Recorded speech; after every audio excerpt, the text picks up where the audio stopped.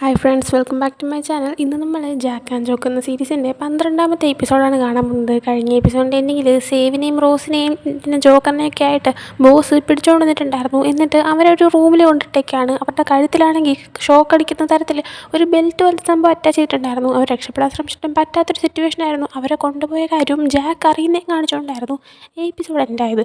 അപ്പോൾ ഈ ഒരു എപ്പിസോഡ് സ്റ്റാർട്ടിങ്ങിൽ കാണിക്കുന്നത് ഇപ്പോൾ ജാക്കിൻ്റെ അടുത്ത് ടാറ്റുവും വരാനും വന്നിരിപ്പുണ്ട്. ഇവരെന്ത് ചെയ്യട്ടെ ഇങ്ങനെ ആലോചിക്കുന്ന ടൈമിനാണ് അങ്ങോട്ടേക്ക് ഹുയ്യും എല്ലാം വരുന്നത്. അങ്ങനെ അവരാണെങ്കിൽ ഇനിയിപ്പോൾ എന്ത് ചെയ്യും ഇങ്ങനെ പറഞ്ഞുകൊണ്ടിരിക്കുന്ന ടൈമിന് പെട്ടെന്ന് ഹോപ്പും അങ്ങോട്ടേക്ക് വന്നിട്ട്, ബോസ് എവിടെ ഉണ്ടായിരിക്കും എന്ന് എനിക്കറിയാം, വാ നമുക്ക് പോവാമെന്ന് പറഞ്ഞിട്ട് പെട്ടെന്ന് അവിടെ നിന്ന് പോകുന്നുണ്ട് അവർ. ഹോപ്പിന് ബോസിൻ്റെ ആ ഒരു ഗോഡൗൺ അറിയാമെന്നുള്ളത് കൊണ്ട് തന്നെ അവർ പെട്ടെന്ന് അവിടെ എത്തുന്നുണ്ട്. എന്നാൽ അവർക്ക് കയറാൻ പറ്റുന്നില്ല, കാരണം ബോസിൻ്റെ ആൾക്കാർ അവിടെ മൊത്തം വളങ്ങിയിരിക്കുകയാണ്. അങ്ങനെ അവർ എങ്ങനെ കയറുമെന്ന് ആലോചിക്കുന്ന ടൈമിന് ജാക്കാണെങ്കിൽ ഓക്കെ, ഒരു കാര്യം ചെയ്യാം, ഞാൻ ഡയറക്റ്റ് ചെന്ന് ബോസിനോട് അവരെ വിടുന്നതിനെ പറ്റി സംസാരിക്കാം, അതാകുമ്പോൾ നമുക്ക് ആദ്യമേ ചെന്ന് പ്രശ്നം ഉണ്ടാക്കേണ്ട ആവശ്യമില്ലല്ലോ എന്ന് പറയുന്നുണ്ട്. ആ സമയം അവരും ഓക്കെ എന്ന് പറയാണ്. ആ സമയം ഹുയ്യാണെങ്കിൽ നീ സംസാരിച്ച് നോക്ക്, എന്നൊക്കെ പറഞ്ഞാലും നീ കുറച്ച് കാലത്തേക്ക് ബോസിൻ്റെ വളർത്തുമകനായിരുന്നല്ലേ എന്ന് പറയുന്നുണ്ട്. ഇതേസമയം ഇത് പറയുന്ന ടൈമിന് തൊട്ടടുത്ത് ബോസിൻ്റെ സ്വന്തം മകനായ അരാൻ നിൽപ്പുണ്ടായിരുന്നു. അത് ഓർക്കാതെയായിരുന്നു പറഞ്ഞത്. അപ്പോൾ അരാൻ്റെ മുഖം ഒരു വിഷമിക്കുന്ന രീതിയിലാവുന്ന കണ്ടിട്ട് ഹുയ്യാണെങ്കിൽ സോറി എന്ന് പറയുന്നുണ്ട്. ആ സമയം അതൊന്നും കുഴപ്പമില്ല, അല്ലെങ്കിൽ അച്ഛന് എന്നെ തീരെ ഇഷ്ടമല്ലായിരുന്നു എന്ന് പറയാണ്. അങ്ങനെ അരാനും ജാക്കും കൂടെ ആയിട്ട് ആ ഒരു അകത്തേക്ക് കയറിയിട്ട് ബോസിനോട് സംസാരിക്കാൻ തീരുമാനിക്കുകയാണ്. അതേസമയം ഹോപ്പ് ഇനി അഥവാ ബോസ് സമ്മതിച്ച് തന്നില്ലെങ്കിൽ ഞാനാണെങ്കിൽ ബാക്ക് സൈഡിൽ കൂടെ കയറിയിട്ട് അയാളുടെ കാര്യം ഒറ്റയ്ക്ക് ഡീൽ ചെയ്യാം, ഇവിടെ ബാക്കിൽ കയറാനായിട്ട് ഒരു ഷോർട്ട് കട്ട് വഴിയുണ്ടെന്ന് പറയാണ്. ആ സമയം ഹുയ് നീ ശരിക്കും ഒറ്റയ്ക്ക് ഡീൽ ചെയ്യുമെന്ന് വെച്ചപ്പോൾ ഞാൻ സെറ്റാക്കി കൊള്ളാമെന്ന് പറയുന്നുണ്ട്. അതേസമയം ടാറ്റു ആണെങ്കിൽ കുറച്ച് എക്യുപ്മെൻറ്റ്സൊക്കെ ആയിട്ടായിരുന്നു വന്നിട്ടുണ്ടായിരുന്നത്. അങ്ങനെ അവൻ്റെ ബാഗ് തുറന്നിട്ട് എല്ലാവർക്കും 5 സ്പ്രേ ബോട്ടിൽ വെച്ച് കൊടുക്കുകയാണ്. മറ്റൊന്നല്ല, അവനാണെങ്കിൽ ഓരോരോ കണ്ടുപിടുത്തം നടത്തുന്ന ആളാണല്ലോ, അതുപോലെ തന്നെ അവൻ കണ്ടുപിടിച്ചൊരു സംഭവമാണിത്. ഇത് മുഖത്തടിച്ച് കഴിഞ്ഞ് 3 സെക്കൻഡ് അതോടെ ആളുടെ ബോധം പോയി. അങ്ങനെ എല്ലാവരുടെയും കൊടുക്കുന്നുണ്ട്. അതിനുശേഷം പ്ലാൻ അനുസരിച്ച് ജാക്കും അരാനും കൂടെ ആയിട്ട് നമ്മുടെ ബോസിനോട് സംസാരിക്കാനായി നേരെ അകത്തേക്ക് പോകുന്നുണ്ട്. ഹോപ്പ് ബാക്ക് സൈഡ് വഴി ആ ഒരു ഷോർട്ട് കട്ട് വഴിയുടെ അങ്ങോട്ട് പോകുന്നുണ്ട്. കാരണം അതുവഴി ചെന്നിട്ട് അവൻ ഓൾറെഡി ജോക്കറും സേവും സേഫാണോ അവിടെ തന്നെ ഉണ്ടോ എന്ന് അറിയാനായിട്ട് അവൻ പോവുകയാണ്. അങ്ങനെ ആ സമയം ബാക്കി അവിടെ വന്നത് ടാറ്റും ഹുയ്യും മാത്രമാണ്. അതേസമയം ഹുയ് നോക്കിയപ്പോൾ അവിടെയാണെങ്കിൽ സൈക്കിളൊക്കെ അറ്റാച്ച് ചെയ്തിട്ട് ഒരു ഉന്തി വണ്ടി പോലത്തെ ഒരു സംഭവം കിടക്കുന്ന കാണാണ്. അങ്ങനെ അവന് ഒരു ഐഡിയ കിട്ടുന്നുണ്ട്. അതായത് നമ്മുടെ ജാക്കിനും പിന്നെ അരാനും കൂടെ ആയിട്ട് ഇപ്പോൾ ആ ഒരു ഗോഡൗണിൻ്റെ അകത്ത് കയറണമെങ്കിലും പുറത്ത് ഡോറിൻ്റെ അവിടെ നിൽക്കുന്ന 2 ബോഡി ഗാർഡ്സിനെ ഡിസ്ട്രാക്ട് ചെയ്യേണ്ട ആവശ്യമുണ്ട്. അപ്പോൾ അതിന് വേണ്ടിയിട്ടാണ് ഹുയ് ഇപ്പോൾ ഒരു ഐഡിയ കണ്ടുപിടിച്ചത്. അതായത് അവനാണെങ്കിൽ ഇവർ കയറാൻ നിൽക്കുന്ന ടൈമിൽ പതുക്കെ ആ ഒരു വണ്ടി കൊട്ടിച്ചുകൊണ്ട് അങ്ങോട്ടേക്ക് വന്നിട്ട് നിങ്ങൾക്കൊരു റൈഡ് വേണോ, നമുക്ക് കറങ്ങിയിട്ട് തരാമെന്നൊക്കെ പറയുന്നുണ്ട്. ആ സമയം ഗോഡൗണിൻ്റെ ഏരിയയിൽ ഇവൻ കയറുന്ന കണ്ടിട്ട് ഇവനെങ്ങനെ ഇവിടെ കയറി എന്നുള്ള രീതിയിൽ ആ 2 ബോഡി ഗാർഡ്സും അവനെ പിടിക്കാനായിട്ട് അവൻ്റെ പുറകെ പോവാണ്. അങ്ങനെ ആ ഒരു നേരം കൊണ്ട് ജാക്കുമാരാനും അകത്തേക്ക് കയറുന്നുണ്ട്. അങ്ങനെ അകത്തേക്ക് കയറി ചെല്ലുന്ന ടൈമിൽ നോക്കിയപ്പോൾ വീണ്ടും 2 ബോഡി ഗാർഡ്സ് നിൽക്കുന്നുണ്ട്. അങ്ങനെ അവരുടെ അടുത്ത് ചെന്നിട്ടാണെങ്കിൽ ഇവർ രണ്ടുപേരും ഞങ്ങൾ ബോസിൻ്റെ മക്കളാണ്, ഞങ്ങൾക്ക് ബോസിനോട് സംസാരിക്കണമെന്ന് പറയുന്നുണ്ട്. ആ സമയം ഇവരെത്ര പറഞ്ഞിട്ടും ഇവർ പറ്റത്തില്ല എന്ന് പറയാണ്. ആ സമയം ആരാണെങ്കിൽ നിങ്ങൾക്ക് ബോസിൻ്റെ മകനെ തടയാൻ മാത്രം അധികാരം ഉണ്ടോ എന്നൊക്കെ ചോദിക്കുമ്പോൾ ഇവർക്ക് ചെറിയ പേടിയാവുന്നുണ്ട്. എന്നിട്ട് ബോസിനെ കോൾ ചെയ്തിട്ട് ബോസ് നിങ്ങളുടെ മക്കൾ നിങ്ങളെ കാണാൻ വന്നിട്ടുണ്ട്, ജാക്കും അരാനും എന്നൊക്കെ പറയുന്നുണ്ട്. ആ സമയം ബോസ് എത്ര മക്കളാണെങ്കിലും ശരി ആരെയും കയറ്റി വിടണ്ട, ഇനി അവർ വാശി പിടിക്കുവാണെങ്കിൽ അവരെ പിടിച്ച് പുറത്തള്ളാനായിട്ട് പറയുന്നുണ്ട്. അങ്ങനെ ഈ ഒരു മറുപടി കേട്ടതിന് ശേഷം ആ ഒരു ബോഡി ഗാർഡ് സോറി മക്കളാണെങ്കിലും അകത്തേക്ക് കയറ്റി വിടണം ബോസ് പറഞ്ഞു എന്ന് ആവശ്യപ്പെടുന്നുണ്ട്. അരാനപ്പോൾ എങ്കിൽ ഓക്കെ ഞങ്ങൾ പോവുക, എന്നാൽ നിങ്ങൾ എനിക്കിവിടെ ഒരു ഹെൽപ്പ് ചെയ്യാവോ, ഈ ഒരു ബാഗ് എൻ്റെ അച്ഛൻ്റെ ഏൽപ്പിക്കാവോ എന്ന് വെച്ചിട്ട് ഒരു ബാഗ് കൊടുക്കുന്നുണ്ട്. ഈ ബാഗ് മറ്റൊന്നുമല്ല, മുമ്പത്തെ ഒരു എപ്പിസോഡിൽ നമ്മുടെ ടാറ്റോ ഉണ്ടാക്കിയ നമ്മുടെ അരാനുണ്ടായിരുന്ന ഒരു സിമിലർ ബാഗാണ്. പക്ഷേ ഈ ബാഗ് തൊട്ട് കഴിഞ്ഞാൽ ഷോക്ക് അടിക്കും, ആ ഒരു ടൈപ്പ് ബാഗാണ്. അപ്പോൾ ഇപ്പോൾ അവരുടെ ഈ ഒരു ബാഗ് കൊടുക്കുന്ന ടൈമിൽ കറക്റ്റ് 2നും കൂടെ ഷോക്ക് അടിക്കുവാണ്. ആ സമയം മറ്റൊരു ബോഡി ഗാർഡ് അങ്ങോട്ട് വരുന്നുണ്ട്. ഇതേസമയം ഇവർക്ക് കറണ്ട് അടിക്കാനായിട്ടുള്ള ആ ഒരു ബട്ടൺ, അതിൻ്റെ റിമോട്ട് കൺട്രോൾ അരാൻ്റെ കയ്യിൽ ഇരിക്കുമായിരുന്നു. അത് പ്രസ് ചെയ്തിട്ടാണ് ഇവർക്ക് കറണ്ട് അടിച്ചത്. അങ്ങനെ അരാനെ പിടിക്കാനായിട്ട് അയാൾ പുറകെ പോകുന്നുണ്ട്. ഇതേസമയം ജാക്ക് ഷോക്ക് അടിച്ചുകൊണ്ട് ഇത് 2 പേരെ ചവിട്ടിയിട്ടിട്ട് ഓടുന്നുണ്ട്. അതേസമയം എങ്ങനെയൊക്കെയോ അവരാണെങ്കിൽ അവിടെ ഇരുന്ന ആ ഒരു സ്പീക്കർ ഫോൺ വഴി ബോസിൻ്റെ അടുത്ത് ബോസ് ജാക്ക് അകത്തേക്ക് കടന്നിട്ടുണ്ടെന്ന് പറയാണ്. ഇതേസമയം ഇതൊക്കെ കേട്ടുകൊണ്ടിരുന്ന് ബോസ് ചിരിച്ചിട്ടിങ്ങനെ വൈനൊക്കെ കുടിച്ചുകൊണ്ടിരിക്കുകയാണ്. അതിനുശേഷം ഇരുന്ന സീറ്റിൽ നിന്ന് എഴുന്നേറ്റ് പതുക്കെ താഴോട്ട് നോക്കുകയാണ്. ആക്ച്വലി ഇയാൾ നിൽക്കുന്നത് ഒരു നില മുകളിലാണെന്ന് പറയാം. അതിൻ്റെ താഴെയുള്ള ഫ്ലോറിലായിട്ടാണ് നമ്മുടെ റോസും പിന്നെ ജോക്കറും സേവൊക്കെ നിൽക്കുന്നത്. അപ്പോൾ ഇവർ 3 പേരും ഇവർക്ക് ഈ ബാൽക്കണിയിൽ നിന്ന് കാണുന്ന പോലെ ഇയാൾക്ക് ക്ലിയർ ആയിട്ട് കാണാം. അങ്ങനെ അവിടെ നിന്നോട്ട് കേട്ടില്ലേ ഒരു പുതിയ ഗസ്റ്റും കൂടെ ഇനി അകത്തേക്ക് വരുന്നുണ്ട്. നിങ്ങളെയൊക്കെ ആരാ രക്ഷിക്കാമെന്ന് എനിക്കറിയണം. ഫസ്റ്റ് അപ്പം നമുക്ക് സേവനെ വെച്ച് തന്നെ തുടങ്ങാമെന്ന് പറഞ്ഞിട്ട് ഇയാൾ ഫോൺ എടുത്തിട്ട് ഇവനെ രക്ഷിക്കാനായിട്ട് ഹോപ്പ് വരുമെന്ന് പറയാൻ അവനെ കോൾ ചെയ്യുന്നുണ്ട്. ഇതേ സമയം ഹോപ്പിനെ കാണിക്കുമ്പോൾ ഇവൻ ഈ ബിൽഡിങ്ങിൻ്റെ ബാക്ക് സൈഡ് വഴി ഇങ്ങനെ കയറി വന്നുകൊണ്ടിരിക്കുമായിരുന്നു.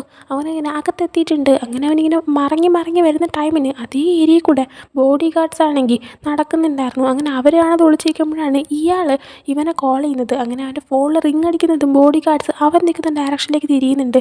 പെട്ടെന്ന് അവൻ കോൾ കിട്ടിയുന്നുണ്ട്. ഇതേ സമയം കോൾ കിട്ടിയത് കണ്ടിട്ട് ബോസ് ആണെങ്കിൽ ചിരിച്ചിട്ട്, കണ്ടോ അവനാണെങ്കിൽ നിന്നെ രക്ഷിക്കാൻ വരും തോന്നില്ല എന്നും പറഞ്ഞ് ചിരിക്കുകയാണ്. ഇതേ സമയം അവൻ്റെ ആ കോൾ റിങ് കേട്ടതുകൊണ്ട് തന്നെ ബോഡി ഗാർഡ്സ് അവൻ്റെ അടുത്തേക്ക് വരുന്നുണ്ട്. അവനാണെങ്കിൽ പിടിക്കപ്പെടുന്നുള്ള സിറ്റുവേഷൻ നിൽക്കുമ്പോൾ ഓപ്പോസിറ്റ് സൈഡിൽ നിന്ന് ഒരു സൗണ്ട് വരുന്ന കേട്ടിട്ട് ബോഡി ഗാർഡ്സ് നേരെ അങ്ങോട്ടേ ചെല്ലാണ്. അങ്ങനെ അവനും പെട്ടെന്ന് അവിടെ നിന്ന് ഓടി മാറുന്നുണ്ട്. എന്നിട്ട് അടുത്ത് ബോസ് റോസിൻ്റെ അച്ഛനെ വിളിക്കുകയാണ്.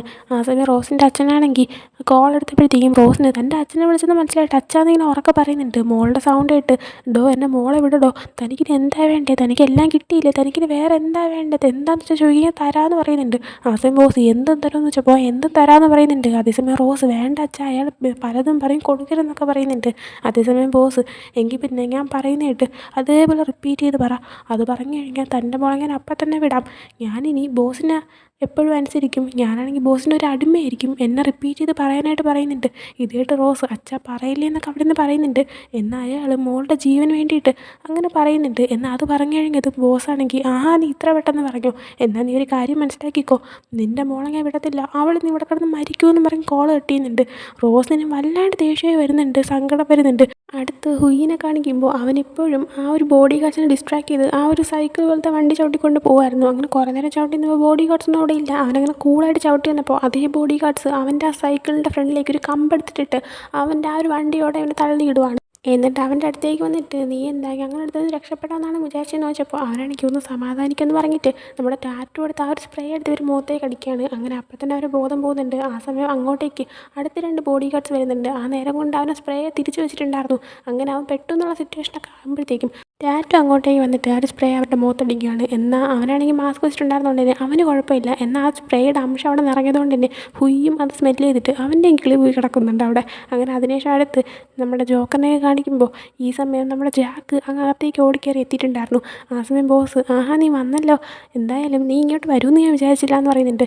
ആ സമയം ജാക്ക്, നിങ്ങൾക്ക് എന്താ വേണ്ടത്, നിങ്ങൾക്ക് ഇവരെ വെറുതെ വിട്ടൂടെ എന്ന് ചോദിച്ചപ്പോഴത്തേക്കും ബോസാണെങ്കിൽ, എന്തിനു ഞാൻ വെറുതെ വേണം, ഇവരെ പിടിച്ച് വെച്ചിരിക്കുമ്പോൾ എനിക്ക് നല്ല സാറ്റിസ്ഫാക്ഷനാണ്. സത്യം പറഞ്ഞാൽ ഞാനാണെങ്കിൽ ഒരു ഗെയിം കളിക്കാമെന്ന് വിചാരിച്ചിരുന്നത്.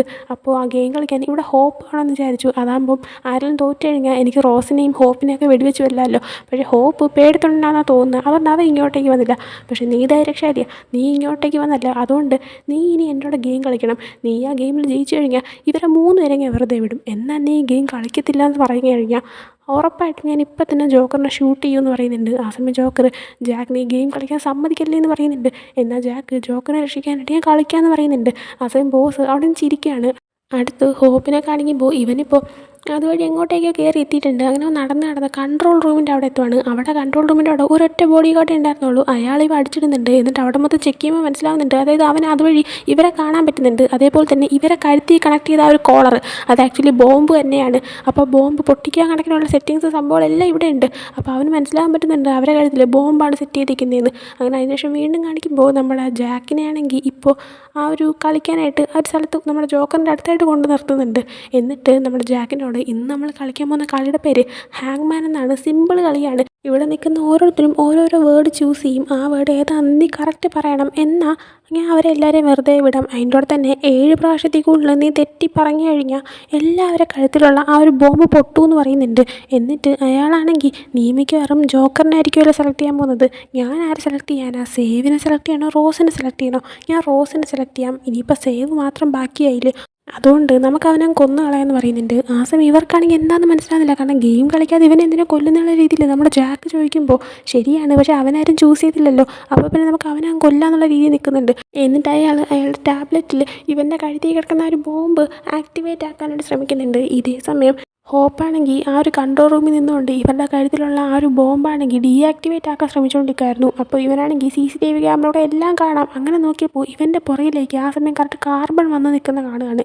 അങ്ങനെ കാർബണാണെങ്കിൽ തന്നെ അറ്റാക്ക് ചെയ്യാൻ വന്നതെന്ന് മനസ്സിലായിട്ട് ഇവർ തമ്മിൽ നല്ല അടി നടക്കുന്നുണ്ട്.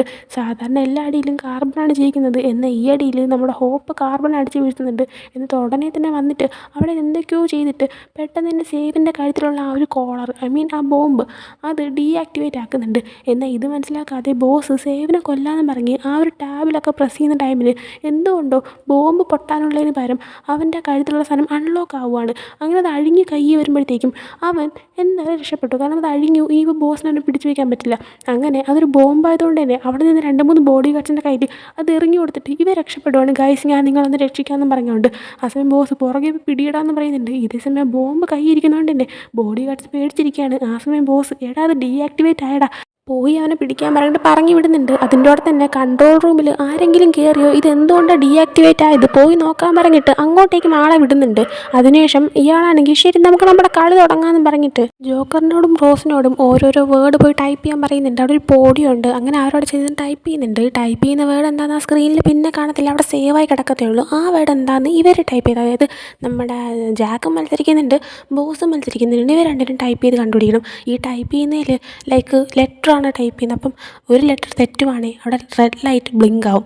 അപ്പോൾ ഈ റെഡ് ലൈറ്റ് 7 പ്രാവശ്യം ആയിക്കഴിഞ്ഞാലാണ് തോറ്റിട്ട് ജോക്കറിനെയും റോസിനെയും കൊല്ലുമെന്ന് ഇറങ്ങിയത്. ഇപ്പോൾ നമ്മുടെ ബോസ് കളിക്കുന്നതുകൊണ്ട് തന്നെ ഒരു പക്ഷേ ബോസ് തോക്കുകയാണെങ്കിൽ ഇവരെ വെറുതെ വിടുമായിരിക്കും. അങ്ങനെ ഫസ്റ്റ് ജാക്കിനോട് കളിക്കാൻ പറയുന്നുണ്ട്. ഫസ്റ്റ് പറഞ്ഞു വെച്ചിരുന്നത് നമ്മുടെ ജാക്കാണെങ്കിൽ ജോക്കർ ഏത് വീടാണോ മനസ്സിൽ വിചാരിച്ചത് അത് കണ്ടുപിടിക്കുമെന്നാണ്. എന്നാൽ അവ അത് കണ്ടുപിടിക്കുമെന്ന് അറിയാമെന്നുള്ളതുകൊണ്ട് തന്നെ ബോസ് ആണെങ്കിൽ ഒരു കാര്യം ചെയ്യാം, നീയാണെങ്കിൽ റോസിൻ്റെ വേർഡ് കണ്ടുപിടിക്കുക, ഞാൻ ജോക്കർ ചൂസ് ചെയ്ത വേർഡ് കണ്ടുപിടിക്കാമെന്ന് പറയുന്നുണ്ട്. ആ സമയം ജാക്ക് പറ്റത്തില്ല എന്ന് പറയുന്ന ടൈമിന് ഇയാളാണെങ്കിൽ നമ്മുടെ ജോക്കറിൻ്റെ കഴുത്തിൽ കിടക്കുന്ന ബോംബ് ആക്ടിവേറ്റ് ആക്കും എന്നുള്ള ആ ഒരു ബട്ടൺ എടുത്ത് കാണിച്ചിട്ട് ഞാൻ പ്രസ് ചെയ്യുമെന്ന് പറയുന്നുണ്ട്. അങ്ങനെ അവൻ വേറെ ഒന്നും പറയാൻ പറ്റാതെ അവൻ റോസിൻ്റെ അടുത്ത് ചെന്ന് നിന്നിട്ട് ഫസ്റ്റ് അവൻ തന്നെ കളിക്കുന്നുണ്ട്.